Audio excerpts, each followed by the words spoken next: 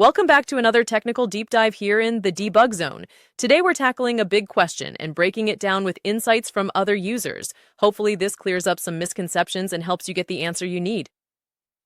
So buckle up, stay a little curious, and let's jump right in.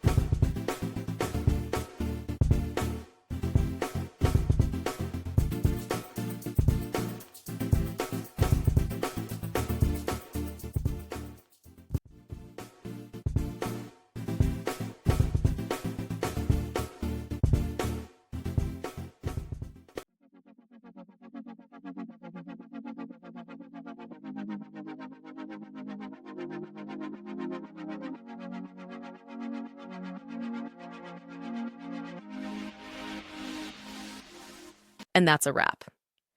I hope you found the answer you were looking for. If you did, take a second to hit that subscribe button. It really helps out. And let me know in the comments which solution worked best for you.